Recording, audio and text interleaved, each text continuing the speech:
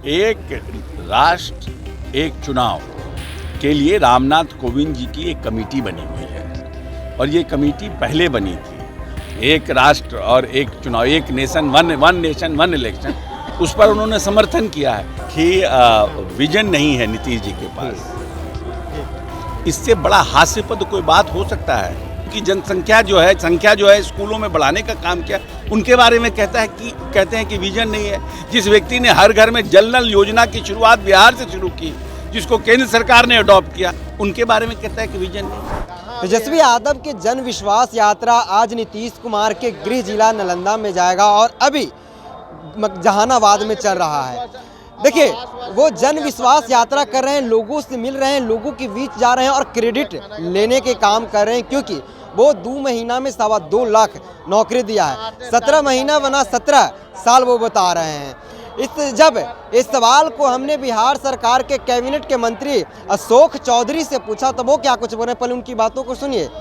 नहीं, ये सब बेकार बात है। मध्यावधि चुनाव क्यों होगा? क्यों मध्यावधि चुनाव होगा? ये तो देखिए, एक राष्ट्र एक चुनाव के लिए रामनाथ कोविंद जी की एक कमेटी बनी हुई है और ये कमेटी पहले बनी थी और सभी राजनीतिक दलों से इस पर राय मशवरा वो कमेटी कर रही है।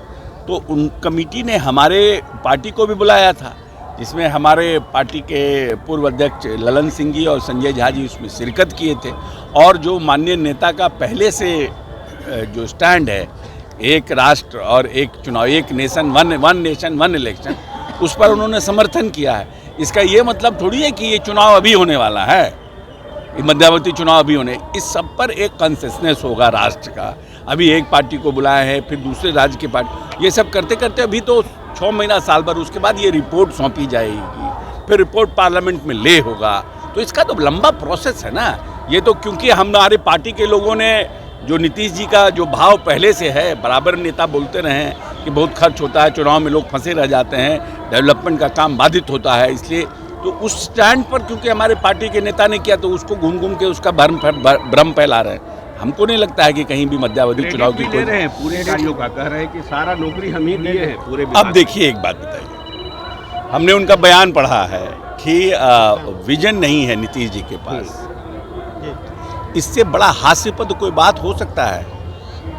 जिस नेता ने 6 योजना की शुरुआत बिहार से की और इसको केंद्र सरकार से लेकर दूसरे राज्यों ने अंगीकार किया, वैसे व्यक्ति के बारे में आप कहते हैं कि विजन नहीं है। जिस व्यक्ति ने जल जीवन हरियाली पर जो यूएनओ यूनाइटेड नेशन ने जो मीटिंग किया इन्वायरमेंट पर, क्लाइमेट चेंज पर, उस पर माननीय नेता नीतीश कुमार के बुला करके पूरे विश्व के जो इन्वायरमेंट के लोग थे, नेता थे, जो काम कर रहे हैं, उनके सामने नीतीश जी की बातों को रखवाया।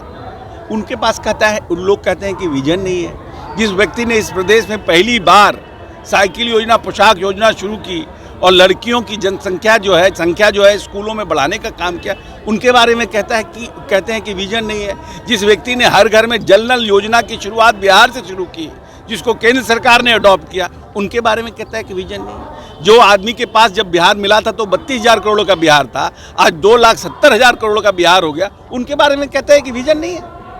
तो आपने सुना होगा, इन्होंने साफ तौर पे कहा कि जहां जाएं क्रेडिट केवल लेंगे, नौकरी तो हमने दिया है। इन्होंने तेजस्वी यादव ने विजन और रीजन की बात की थी कि नीतीश कुमार को काम करने का न उनके पास विजन है और न बदलने का रीजन है। इन्होंने कहा कि नीतीश कुमार के काम करने का ऐसा रीजन है कि यूएन में भी उनका कामों का चर्चा हुआ है। नल जल योजना, लड़कियों के लिए साइकिल, लड़कों के लिए साइकिल, पोशाक, तमाम उन बातों को उन्होंने गिनाया। इन्होंने कहा कि उनके पास क्या योजना है, वो तो अपना योजना बताए। आपको बता दे कि जन विश्वास यात्रा ये तेजस्वी यादव कर रहे हैं, क्रेडिट ले रहे हैं, तमाम लोगों से मिल रहे हैं और 3 मार्च को पटना के ऐतिहासिक गांधी मैदान में हुंकार भरेंगे।